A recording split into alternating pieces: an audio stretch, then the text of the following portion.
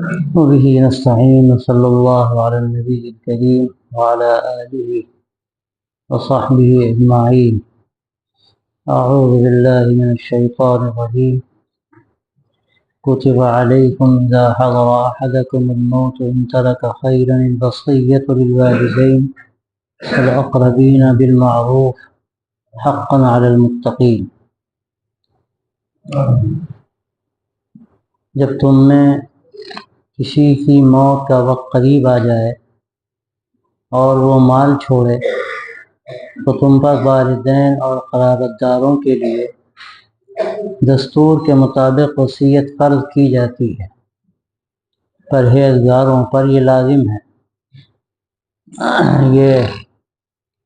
جو آیت وصیت ہے، جو آیت میراث ہے،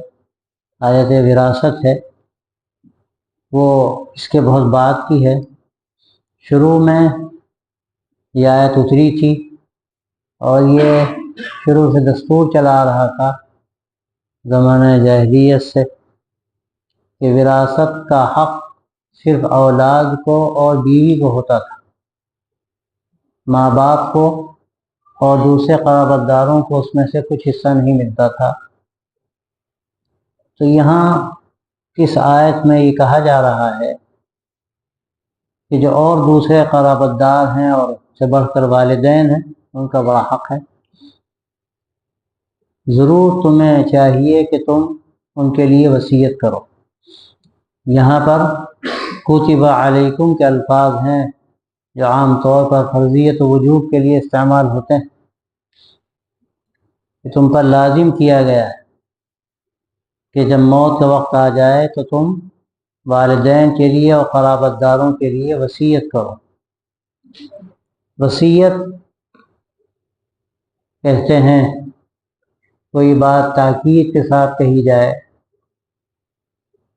اور اس میں ضروری نہیں ہے کہ بالکل آدمی مرنے کے بعد کے لیے وصیت کرے اسی کو وصیت کہا جائے گا. قرآن مجید میں اس کا استعمال جو تاکید کے لیے احکامات ہیں وہاں بھی ہوا ہے، لیکن اس کا ایک بڑا استعمال اس لیے ہوتا ہے کہ آدمی اخیر وقت میں جو وصیت کرتا ہے، جو بات کہتا ہے کہ ہمارے مرنے کے بعد ایسا کیا جائے، اس کو عام طور پر وصیت کہا جاتا ہے اور اس کی بڑی اہمیت سمجھی جاتی ہے. اور یہ وصیت جو ہے یہاں تو لازم قرار دی گئی ہے خاص ضرورت، کسی ایک خاص ضرورت کی وجہ سے. یہ بات ہم نے عرض کی کہ جو والدین کا اور قرابت داروں کا حق تھا وہ بالکل نہیں دیا جاتا تھا، تو یہاں تاکید کی جا رہی ہے کہ اس کی تمہیں وصیت کرنی چاہیے، ان کا بھی حق ہے، وہ حق ادا ہونا چاہیے. لیکن بعد میں جب وراثت کی آیت نازل ہوئی، آیت میراث نازل ہوئی، تو اس میں پوری وضاحت کر دی گئی کہ کس کا کیا حق ہے. یہاں تو وصیت کی بات ہے، کوئی حق متعین نہیں کیا گیا، لیکن بعد میں وہ حق متعین کر دیا گیا اور اب لازم ہے کہ اس کے مطابق وراثت تقسیم کی جائے. اب یہ جو وصیت یہاں پر جس کا ذکر ہے، اب اس وصیت کی ضرورت نہیں رہی اور اس آیت کو منسوخ قرار دیا گیا اس آیت سے کہ جو بعد میں نازل ہوئی اور اس میں وراثت کی پوری تفصیل بیان کر دی گئی. اور اس میں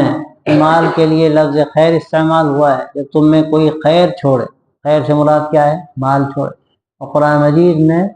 مال کے لیے کثرت سے خیر کا استعمال ہوا ہے. اِنَّهُ لِحُبِّ الْخَيْرِ لَشَدِيدٌ کہ وہ مال کا بہت زیادہ دلدادہ ہے، بہت مال کی محبت ہے اس کے اندر. اس سے ایک بات یہ واضح ہوتی ہے کہ مال فی نفسہ ہی برا نہیں، فی نفسہ ہی اس میں خیر ہے. شرط کیا ہے کہ اس کا صحیح استعمال. اگر استعمال صحیح نہ ہو تو پھر شر ہے، لیکن اگر صحیح استعمال ہو تو خیر ہے. اس کے کتنے اچھے اچھے کام وجود میں آتے ہیں، تو فی نفسہ ہی برا نہیں ہے یہ. لیکن جب اس کی محبت دل کے اندر سما جائے تو پھر یہ برا ہے. میں نے بات عرض کی تھی، اپنی جگہ پر رہے تو پھر خیر ہی ہے، لیکن اگر جگہ اس کی بدل جائے، غلط جگہ پر آ جائے تو پھر خیر نہیں ہے. اس کی جگہ دل نہیں ہے، اس کی جگہ تو الماری ہے، بینک ہے، جہاں بھی ہو مال وہاں رکھا جاتا ہے، لیکن وہاں سے دل نہ لگے، دل نہ لگے اس سے، جہاں اس کی ضرورت ہے خرچ کرنے کی آدمی سہولت سے خرچ کرے، اس میں دل چھوٹا نہ کرے۔ اگر اس طرح سے وہ مال کا استعمال کرتا ہے تو یقیناً وہ خیر ہے، بہت سارے خیر کے کام اس سے وجود میں آتے ہیں۔ تو یہ پہلے وصیت کا حکم تھا، بعد میں جب وراثت کی آیت نازل ہوئی تو اس کو منسوخ کر دیا گیا۔ حقاً علی المتقین فرمایا گیا ہے کہ یہ جو وصیت کی گئی ہے یہ متقیوں کے لیے، تقوی والوں کے لیے لازم ہے۔ تو یہاں متقین سے مراد مؤمنین ہے۔ ایک تو یہ بات سامنے آتی ہے، ظاہر ہے کہ یہ صرف متقیوں کے لیے لازم نہیں تھا، حکم سب کے لیے تھا، تمام ایمان والوں کے لیے تھا۔ تقوی کی یہ سب سے پہلی شکل ہے، پہلا زینہ ہے تقوی کا، کہ آدمی کفر و شرک سے بچے،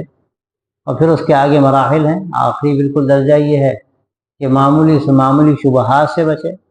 وہ تقوی کا یہ اعلیٰ شکل ہے۔ اور اس سے آگے کی چیز ہے کہ دل میں خیالات بھی الٹے سیدھے نہ آئیں، اس سے بھی آدمی اپنے آپ کو بچائے۔ تو یہاں پر جو تقوی کا پہلا مرحلہ ہے اس کا ذکر ہے، کفر و شرک سے اپنے آپ کو بچانے والا۔ تو ایمان والوں کے لیے اس وصیت کو لازم کیا گیا تھا کہ فرمایا فمن بدلہ بعد ما سمعہ فانما اسمہ علی الذین یبدلونہ ان اللہ سمیع علیم۔ پھر سننے کے بعد جو اس میں تبدیلی کر ڈالے تو اس کا گناہ انہی لوگوں پر ہوگا جو تبدیلی کر دیتے ہیں، بے شک اللہ تعالیٰ خوب سننے والا، خوب جاننے والا ہے۔ پہلے وصیت کی جاتی تھی اور اس کے لیے گواہ متعین ہوتے تھے۔ لکھنے کا رواج بہت زیادہ نہیں تھا، لکھنے والے کبھی ملتے تھے کبھی نہیں ملتے تھے، اور ملتے بھی تھے وہاں بھی گواہوں کی ضرورت پڑتی تھی۔ اب ہوتا یہ تھا کہ جو گواہ ہوتے تھے وہ کبھی کبھی مکر جاتے تھے، اور گواہی دینے میں وہ پھیر کرتے تھے۔ اسی کا یہاں ذکر ہے کہ اس نے جو بات سنی ہے اس سے ہٹ کر وہ دوسری بات کہہ رہا ہے، تو جو بدل دے تو اب گناہ انہی بدلنے والوں پر ہوگا۔ قاضی کے پاس فیصلہ کرنے کے لیے لوگ گئے، حاکم کے پاس گئے، اب قاضی اور حاکم کو جو دلائل ہیں اس کی بنیاد پر فیصلہ کرے گا، گواہوں کو بلایا جائے گا اور گواہ جو کہیں گے ان کی گواہی کی بنیاد پر فیصلہ ہوگا۔ اب اگر گواہوں نے غلطی کی اور جھوٹ بولا اور کوئی تبدیلی کی تو گناہ گواہوں پر ہوگا، فیصلہ کرنے والوں پر تو نہیں ہوگا۔ اور اس طرح کے واقعات تو بہت ہیں۔ ایک آدھ واقعہ تو عجیب ہے، خود اللہ کے نبی صلی اللہ علیہ وسلم نے، بڑے چرب زبان قسم کے لوگ تھے، ان کی بات سن کر ان کے حق میں فیصلہ فرما دیا تھا، تو قرآن مجید کی آیتیں اتری اور آپ صلی اللہ علیہ وسلم کو خبردار کیا گیا کہ نہیں، یہ جو آپ سے یہ باتیں کر رہے ہیں آ کے جھوٹ بولتے ہیں اور فلاں حق پر ہے۔ اور پھر آپ صلی اللہ علیہ وسلم نے ایک لفظ ارشاد فرمایا کہ اگر میں کسی کی چرب زبانی پر اس کے لیے کوئی فیصلہ کرتا ہوں اور وہ جھوٹ بولتا ہے تو میں اس کے لیے جہنم کے ایک ٹکڑے کا فیصلہ کرتا ہوں۔ اور اپنے لیے گویا کہ جہنم بول لے رہا، جھوٹ بول کر وہ سمجھتا ہے کہ ہم نے فیصلہ کر دیا تو اب وہ اس کی چیز ہو جائے گی۔ ایسا نہیں ہے، جو اس کی چیز نہیں ہے وہ نہیں ہے، کوئی بڑے سے بڑا فیصلہ کرے، اب وہ بیچارہ جو فیصلہ کرنے والا ہے وہ تو گواہوں کی بنیاد پر فیصلہ کرے گا۔ تو یہاں فرمایا کہ اگر کوئی اس طرح کی غلطی کرتا ہے، تبدیلی کرتا ہے، جھوٹ بولتا ہے، تو اب یہ گناہ تو اسی پر ہے جو یہ کام کر رہا ہے، جھوٹ بول رہا ہے، غلط کر رہا ہے، اس پر نہیں ہے جو فیصلہ کر رہا ہے۔ ان اللہ سمیع علیم، بے شک اللہ خوب سننے والا ہے اور خوب جاننے والا ہے۔ اس نے کیا کہا اور گواہوں نے ٹھیک ٹھیک سنا، لیکن اس کے بعد انہوں نے کیا تبدیلی کی، تو اللہ تو وہ سن رہا تھا، وہ جانتا ہے اس کو، تو وہ سنتا بھی ہے اور جانتا بھی ہے۔ پھر جو گواہوں کے دل میں چھپا ہوا ہے، اللہ ماری کرنا چاہتے ہیں، تو اللہ تعالیٰ اس سے بھی واقف ہے، اور اللہ اس سے بھی واقف ہے کہ جو بیچارے فیصلہ کرنے والے فیصلہ کر رہے ہیں تو وہ بیچارے اپنی دانش میں صحیح فیصلہ کر رہے ہیں، کوئی غلطی تو نہیں کر رہے ہیں، تو اب ان کا کوئی جرم نہیں، ان پر کوئی گناہ نہیں ہوگا۔ گناہ کس پر ہوگا؟ بدلنے والے پر ہوگا۔ فمن خاف من موص جنفا او اثما فاصلح بینہم فلا اثم علیہ ان اللہ غفور الرحیم۔ ہاں، جو وصیت کرنے والے کے بارے میں طرفداری یا گناہ کا اندیشہ کرے پھر وہ ان وارثین میں صلح کرا دے، اس پر کوئی گناہ نہیں، بے شک اللہ تعالیٰ بہت مغفرت کرنے والا، نہایت رحم کرنے والا ہے۔ اب اوپر تو بات یہ تھی کہ گواہ جھوٹ بول رہے ہیں اور وہ تبدیلی کر رہے ہیں، غلط کر رہے ہیں۔ اب یہاں یہ بات بیان کی جا رہی ہے کہ خود وصیت کرنے والا اگر کہیں غلطی کر رہا ہے، اور یہ غلطی دو طرح سے ہو سکتی، ایک غلطی نادانستہ اور ایک غلطی دانستہ۔ جنفن کہتے ہیں نادانستہ جو غلطی ہو، کہیں تھوڑا سا جھکاؤ پیدا ہو گیا، ہوتا ہے آدمی کبھی کسی سے زیادہ تعلق رکھتا ہے، اب وصیت کرنے میں اس کی طرف جھکاؤ ہو جاتا ہے، اس میں کوئی جان بوجھ کر کوئی بڑا گناہ نہیں کر رہا ہے، بڑی غلطی جان بوجھ کر نہیں کر رہا ہے، نادانستہ یا اس تعلق کی بنا پر اس نے کسی کے حق میں زیادہ فیصلہ کر دیا، کسی کے حق میں کم کیا، یہ غلطی اس سے ہو گئی، گویا کہ اس نے طرفداری کی،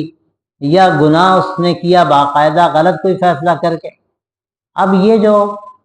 وہ ہے دوسرا جو شخص ہے جاننے والا، جان رہا ہے کہ اس میں یہاں گڑبڑ ہوا ہے، وہ سمجھا دے، سمجھا بجھا دے، لوگوں سے بات کر کے جو اس نے وصیت کی ہے اس وصیت میں ضرورت بھر کی تبدیلی کر دے اور دونوں کو راضی کر لے، تو اس میں کوئی حرج نہیں، کوئی گناہ کی بات نہیں ہے، اس لیے کہ اس میں تو معاملہ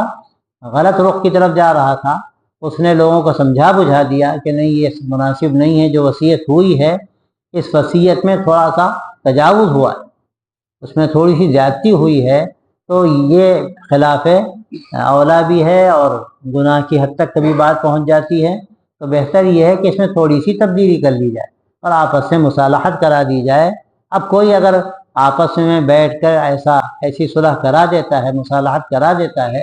اس میں حرج نہیں۔ تو معلوم یہ ہوا کہ دو شکلیں ہیں، ایک تو یہ ہے کہ وہ جان بوجھ کے تبدیلی کر رہا ہے وصیت میں،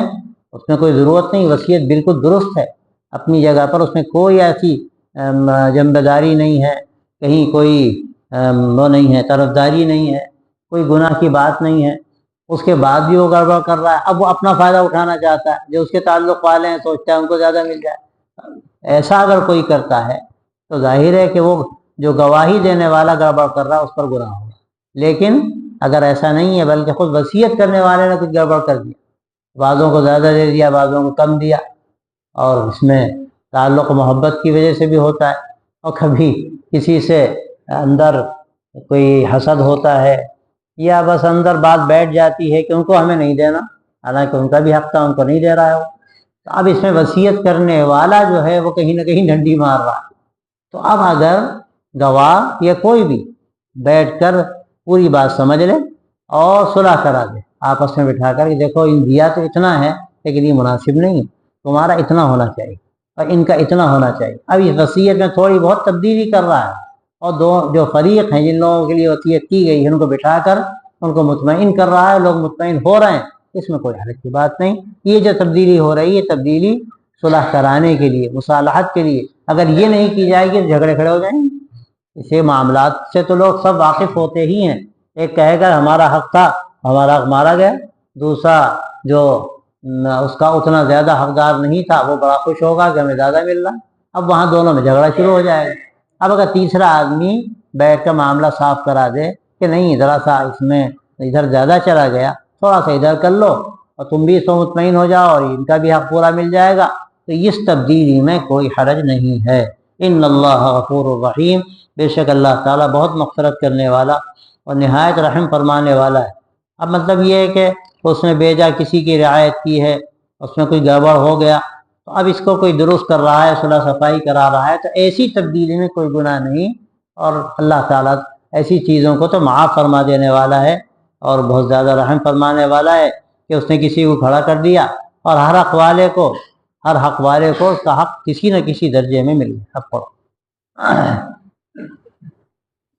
أعوذ بالله من الشيطان الرجيم بسم الله الرحمن الرحيم يا أيها الذين آمنوا كتب عليكم الصيام كما كتب على الذين من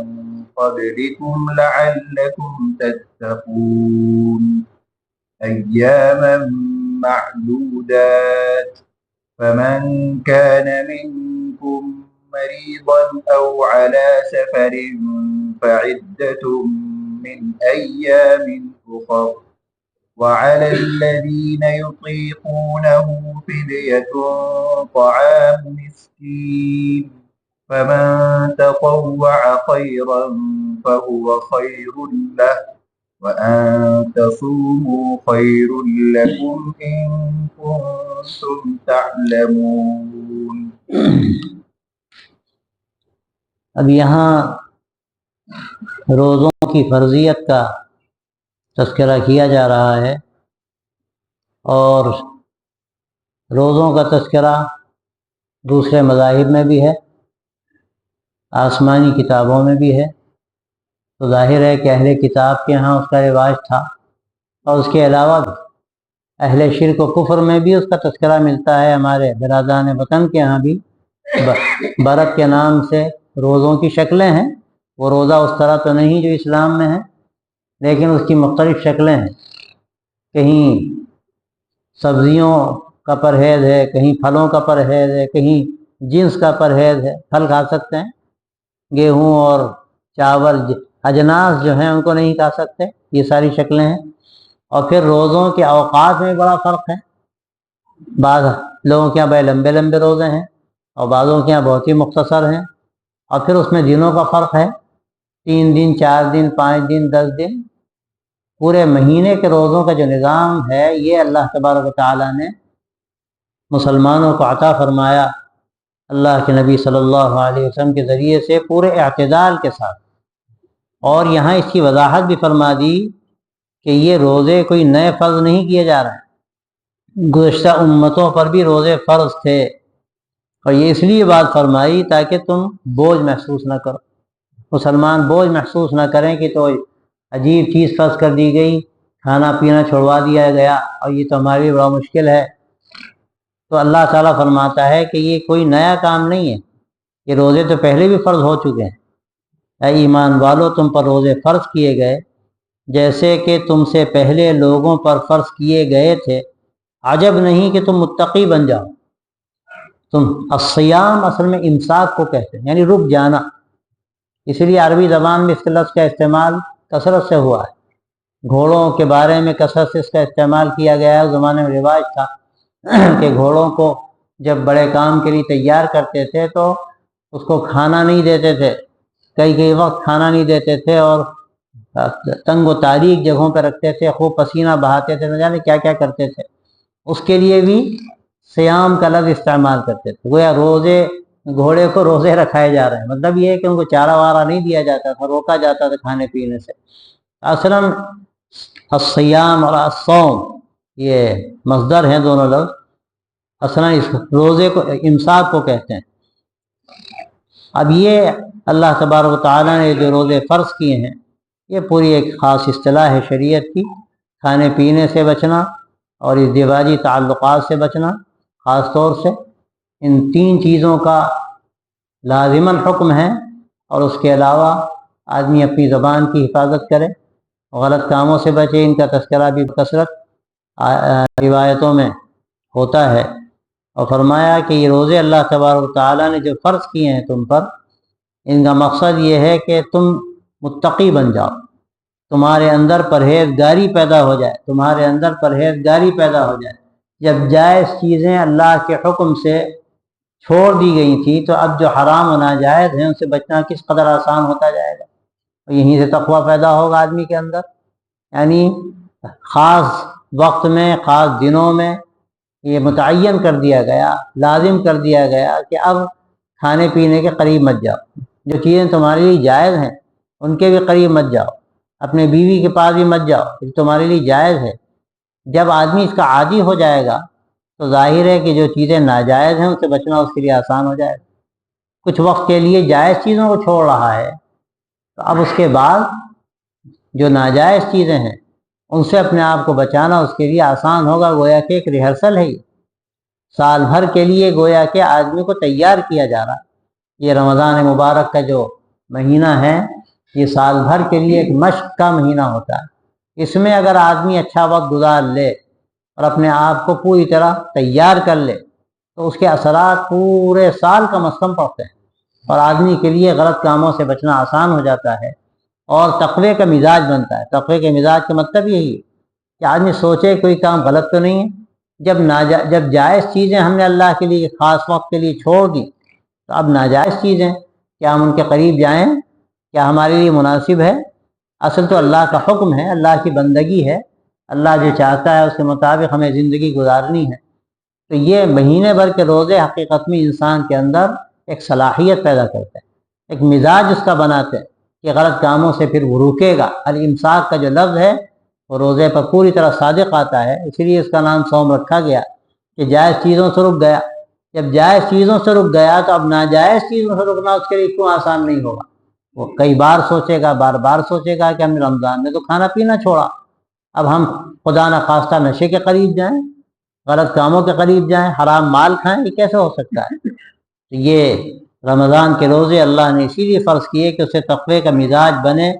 اور پھر ایک تو ظاہری یہ شکل ہے کہ آدمی ان چیزوں کو چھوڑتا ہے تو اس سے ایک احساس پیدا ہوتا ہے کہ جائز چیزیں ہم چھوڑ رہے ہیں تو ناجائز چیزوں کو بھی ہمیں چھوڑنا ہے۔ اس کے علاوہ یہ رمضان کا مبارک مہینہ اللہ نے ایسا بنایا ہے کہ اس میں آدمی کا دل روشن ہوتا ہے اور دل کے اندر بھی ایک ایمانی قوت پیدا ہوتی ہے، جس کو کہتے ہیں بیٹری چارج ہونا۔ جیسے بیٹری آپ چارج کرتے ہیں، اگر آپ نے اچھی بیٹری چارج کر لی تو وہ سال بھر کام آئے گی، یعنی وہ بیٹری چارج کر لی تو دن بھر کام آئے گی، اور بعض مرتبہ اچھی بیٹریاں ہوتی ہیں تو اور زیادہ کام آتی ہیں، لائٹ آئی پھر آپ نے چارج کر لی۔ تو اسی طرح یہ رمضان کا مبارک مہینہ ہے کہ اس میں آپ نے ایمان کی بیٹری اگر چارج کر لی ہے تو کم از کم سال بھر تو چلے گی۔ لیکن اگر خدا نخواستہ ہم نے اپنا کاربن صاف نہیں کیا اور وہ کنیکشن جڑا نہیں صحیح، اور آپ سمجھ رہے ہیں کہ کرنٹ آ رہا ہے اور چارجنگ ہو نہیں رہی، تو اس کا کیا نتیجہ نکلے گا؟ جب لائٹ جائے گی یعنی رمضان جائے گا تو چلے گا ہم تو خالی، ہم نے تو رمضان کی صحیح قدر نہیں کی۔ تو رمضان کی جو لوگ صحیح قدر کرتے ہیں، ان چیزوں کو محسوس کرتے ہیں کہ اللہ نے روزے کیوں فرض کیے، تقوی کی زندگی دینے کے لیے فرض کیے، اور اللہ نے یہ مبارک مہینہ ہمیں کیوں عطا فرمایا، تاکہ ہم ایمانی بیٹری اپنی پوری بھر لیں، چارج کر لیں، اور سال بھر وہ کام آئے ہمارے، کم از کم ہمارے اندر یہ صلاحیت ہو۔ اور پہلے میں نے عرض کیا تھا، اب اگر آدمی پہلے سے تیاری کرتا ہے، کاربن صاف کر لیتا ہے، لائٹ آنے والی ہے، دیکھو چارجنگ پوری طرح ہو جائے، گڑبڑ نہ ہو، تو چارجنگ مکمل ہوتی ہے اور وہ کام آتی ہے۔ اور پہلے سے اگر تیاری نہ کی جائے تو پھر اس کا نتیجہ یہ ہوتا ہے کہ کبھی بعد میں پتہ چلتا ہے کہ وہ چارجنگ نہیں ہو رہی تھا، سب ٹھیک کرو، اب ٹھیک کیا دیتا وقت نکل گیا، چارجنگ ہوئی لیکن کم وقت کے لیے ہوئی۔ تو حاصل یہ ہے کہ رمضان ایمان عطا کرنے والی چیز، ایمان کی طاقت دینے والی چیز، اللہ نے مہینے میں ایسی قوت ایمانی رکھی، ایسی برکت رکھی ہے، لیکن آدمی پورا فائدہ اٹھائے تو فائدہ ہوتا ہے۔ ہم لوگ رمضان میں پورا فائدہ نہیں اٹھاتے، ایک مہینے کی بات ہے لیکن اس میں بھی خیال نہیں ہوتا، روزے رکھ لیتے ہیں، اللہ کے یہ بھی کرم ہے، اور اس میں بھی اللہ کے کتنے بندے ہیں جو محروم ہیں، روزے بھی نہیں رکھتے، آخری درجے کی محرومی ہے۔ تو روزے آدمی رکھتا ہے لیکن جو رکھنے والے ہیں وہ بھی اس کا خیال نہیں کرتے کہ ہماری بیٹری صحیح چارج ہو رہی ہے کہ نہیں ہو رہی، اپنا وقت ہم ضائع نہیں کر رہے ہیں، پورا وقت چارجنگ میں گزر جائے، جب پورا وقت چارجنگ ہوگی تبھی تو مکمل چارجنگ ہوگی۔ اب اس میں اگر چھوڑ پکڑ ہوگا تو کیا ہوگا، تھوڑی بہت چارجنگ ہو جائے گی، کچھ کام چلے گا، باقی بھی چھٹی، اس کا بھی خیال رکھنا ضروری ہے۔ اور یہ روزے ہجرت کے بعد فرض کیے گئے ہیں، یعنی رمضان مبارک کے جو روزے ہیں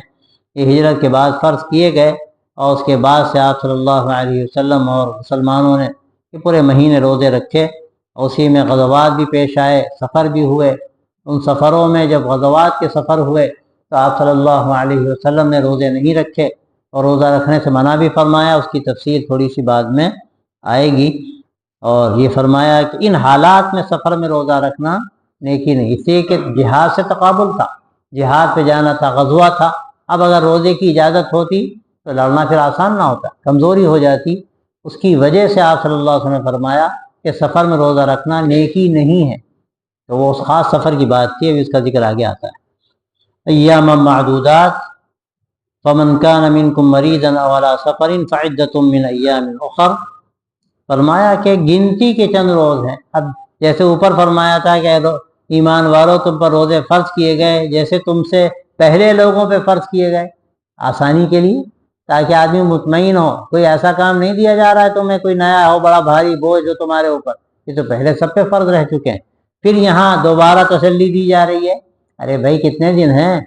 360 دن ہوتے ہیں سال میں، اس میں 30 دن 29 دن کے روزے کیا بہت زیادہ ہیں؟ ایام معدودات، گنے چنے دن ہیں، اور اب تو عجیب حال ہو گیا، ایسے ہی گنے چنے دن گزرتے ہیں کہ پتہ ہی نہیں چلتا کہ کہہ کر رمضان آیا اور کب آخری مراحل میں ہم پہنچ گئے۔ تو یہ تو جو علامت ہے قیامت کی، اس کی ایک جھلک ہمارے سامنے ہے، لیکن پھر بھی یہاں تسلی دی جا رہی ہے بھائی پریشان مت ہو کہ مہینے بھر کے روزے، چند دن ہیں، گنے چنے دن ہیں۔ اور پھر اور مزید تمہیں سہولت دے دی گئی کہ تم میں جو مریض ہو یا مسافر ہو تو عدۃ من ایام اخر، تو وہ دوسرے دنوں سے گنتی پوری کر لیں۔ اگر کوئی مریض ہے اور مسافر ہے تو اس پر روزہ فرض نہیں رہتا اس دن میں، ان دنوں میں، جبکہ وہ مریض و مسافر ہے، رمضان ہے، رمضان کے ایام ہیں، لیکن اللہ نے سہولت دی ہے کہ اگر مرض ہے تو آدمی روزہ نہ رکھے، بعد میں قضا کر لے، اور اگر مسافر ہے وہ روزہ نہ رکھے، بعد میں اس کی قضا کر لے۔ اب مسئلہ یہ ہے کہ مرض کی کس حد تک اس میں اجازت ہے کہ ہم روزہ چھوڑیں۔ اس پر تقریباً سب کا اتفاق ہے کہ اگر ایسا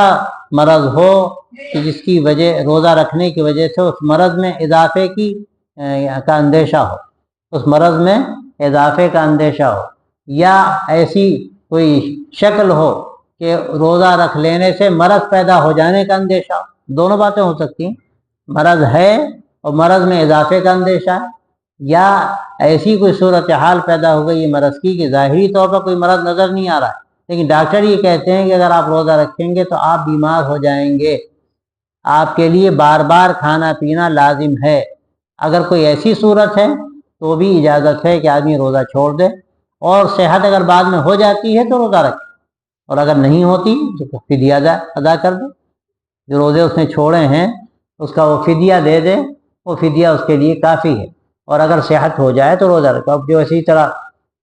کمزور لوگ ہیں، بوڑھے لوگ ہیں، ان کا بھی حکم آگے آ رہا ہے، وعلی الذین یطیقونہ فدیۃ طعام مسکین، اسی طرح وہ لوگ جن لوگوں کے لیے اس کا بوجھ مشکل ہو جائے، اطاق یطیق اطاقتاً کا جو لفظ استعمال ہوتا ہے، اس کے معنی یہ بھی ہوتے ہیں کہ طاقت رکھتے ہوں، یعنی مطلب یہ بہت مشکل سے روزہ رکھ سکیں، اور بعض اس میں قراتیں ہیں اس میں یطوقونہ بھی پڑھا گیا ہے۔ اب یطوقونہ اگر پڑھا جائے تو یکلفونہ کے معنی میں مطلب یہ کہ خود روزہ رکھنے میں بڑی کلفت ہوتی ہو، بڑی مشقت ہوتی ہو، رکھنا مشکل ترین ہو جائے، تو ایسی اگر صورتحال ہے تو یہ بھی اجازت ہے کہ ایک فدیہ دے دیا جائے، طعام مسکین، ایک مسکین کا کھانا، ایک روزہ اگر آدمی چھوڑ رہا ہے اپنی بڑھاپے کی وجہ سے اور کسی معذوری کی وجہ سے تو وہ فدیہ دے دے، اور فدیہ کیا ہے؟ ایک مسکین کا کھانا۔ کون سا کھانا؟ جو خود کھاتا ہے، جو ایک وقت کھانا وہ کھاتا ہے، وہ ایک کھانا مسکین کو دے دے، اس کو کھلا دے، یہ روزہ چھوڑنے کا فدیہ ہے۔ اگر وہ روزہ نہیں رکھ سکتا، بڑی مشکل ہے اس کو، یہ مطلب اس کا بالکل آخری نہیں ہے کہ نہیں رکھ سکتا، مطلب یہ کہ انتہائی مشقت ہے اس کو۔ بعض بوڑھے لوگ ہوتے ہیں واقعتاً ان کے لیے روزہ رکھنا انتہائی مشکل ہو جاتا ہے، ایسی بعض بیماریاں ایسی ہوتی ہیں کہ ان کے لیے روزہ رکھنا بہت دشوار ہوتا ہے، تو ایسے لوگوں کے لیے اس کی اجازت ہے کہ فدیہ دے دیں،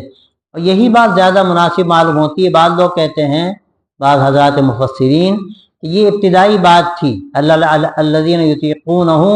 فدیۃ طعام مسکین، شروع میں اس کی اجازت تھی کہ جو روزہ رکھ سکیں لیکن ذرا بھی مشکل محسوس کریں تو کوئی حرج نہیں، چھوڑ دیں روزہ اور فدیہ دے دیں، لیکن بعد میں جو بات کہی گئی آگے، فمن شہد منکم الشہر فلیصم، اس سے اس کو منسوخ کر دیا گیا۔ لیکن اس کو اکثر حضرات یہ کہتے ہیں جو زیادہ بلیغ نظر رکھنے والے اور غور کرنے والے ہیں کہ ہمیں اس کو منسوخ ماننے کی ضرورت ہی نہیں، یہ جو لفظ ہے یطیقونہ کا، اس کے بعض نے یہاں تک کہا کہ یہ باب افعال سے ہے، اور اس کی جو خواص ہیں اس میں سلب ماخذ بھی ہے، سلب ماخذ بھی، مطلب یہ اطاقہ کے معنی ہے جو طاقت نہیں رکھتا، مگر اس پر بھی بعض لوگ اشارہ کرتے ہیں کہ اس کے یہ معنی کہیں نظر نہیں آتے، اگرچہ جو صرفی قواعد ہیں، صرفی قواعد کے اعتبار سے تو ہم یہ معنی کر سکتے ہیں اس کے، لیکن عام طور پر یہ معنی اس کے نہیں ہوتے کہ بالکل ہی طاقت نہ ہو، تو یہاں اس کے یہ معنی کہ طاقت تو ہے کسی حد تک لیکن انتہائی مشکل ہے، انتہائی مشکل ہے کہ گویا جان پر بنائے گی، پریشانی ہو جائے گی۔ اگر ایسی صورت ہے تو کوئی حرج نہیں، وہ روزہ نہ رکھے اور ایک مسکین کا کھانا دے دے۔ वमन ततव्वा खैरन फहुव खैरुल्लाह, तो फरमाया जो खुशी से नेकी करे तो उसके लिए बेहतर है। मतलब ये है कि एक मिस्कीन का खाना तो लाजिम है, फिर अगर खुशी खुशी कोई 2 मिस्कीन का दे दे और ज़्यादा दे दे तो ये तो नेकी के काम है, अपने फ़ायदे के काम है, क्या हर्ज है इसमें, बहुत अच्छी बात है। उसके लिए बेहतर है ढिक पर न रहे, थोड़ा सा आगे बढ़ जाए। और एक मिस्कीन का जो खाना दे रहा है, अव्वल तो खाना भी जो खुद खाता है उससे ज़्यादा अच्छा दे दे, और एक के बजाय 2 का दे दे, क्या मुश्किल है। 50 रुपये 100 रुपये में एक आमतौर से एक खाना हो जाता है, आम खाना जो लोग खाते हैं, तो उसमें खाना दे दे तो अच्छा है, खाना देना मुश्किल हो तो हिसाब लगा कर रकम दे दे, कुछ ज़्यादा दे दे, ये ततव्वुअ ज़्यादा उसके हक़ में बेहतर। व अन तसूमू खैरुल लकुम इन कुंतुम तालमून, और तुम रोज़ा रखो यही तुम्हारे लिए बेहतर है अगर तुम जानते हो। रोज़ा रखना तुम्हारे लिए बेहतर है अगर तुम जानते हो। मतलब ये है कि मुसाफिर है, मरीज़ है, इन मुसाफिरों के लिए, मरीज़ों के लिए इजाज़त तो है,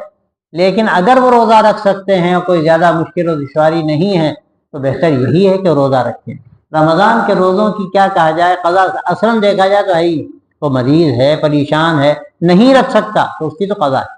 लेकिन अगर हल्के फुल्का कोई मसला हो गया तो आदमी, आजकल के सफ़र में क्या मुश्किल है, एसी में बैठा हुआ चला जा रहा,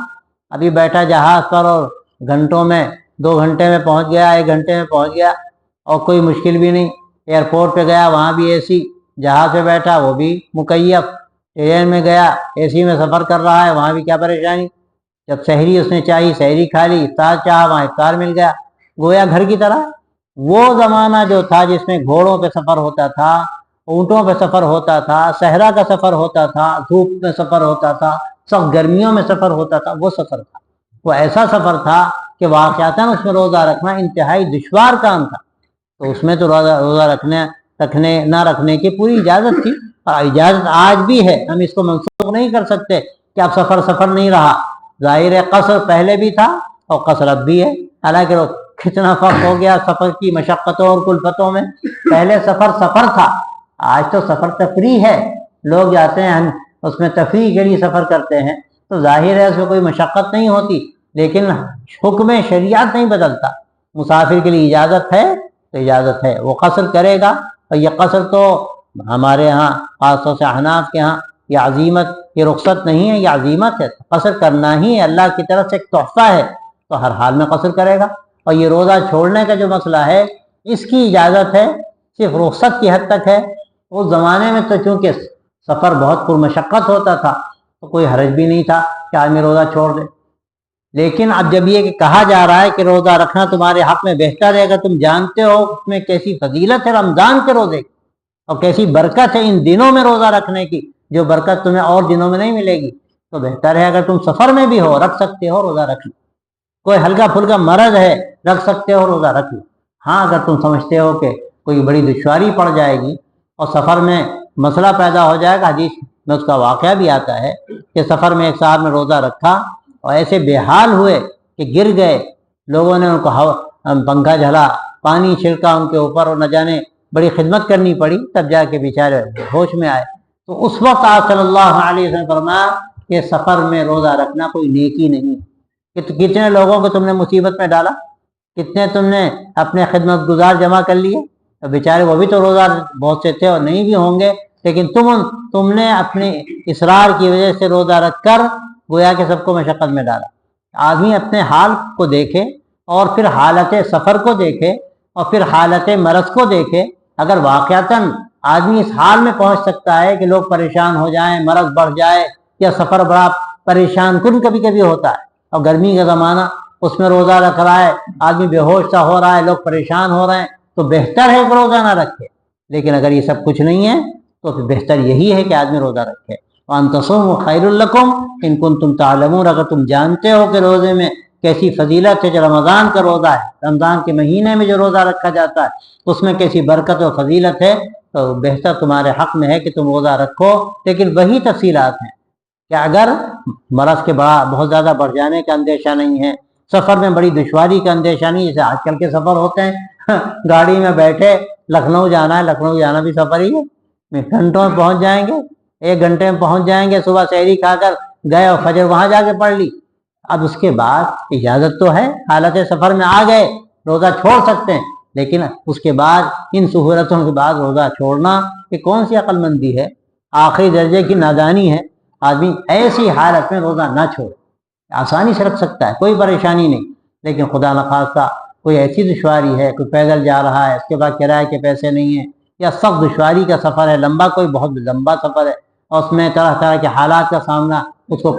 کرنا پڑ سکتا ہے، تو ایسی صورت میں بہتر ہے کہ روزہ نہ رکھے۔ یہ پوری تفصیل ہے اس میں، اور اس کا لحاظ ہمیشہ رہنا چاہیے۔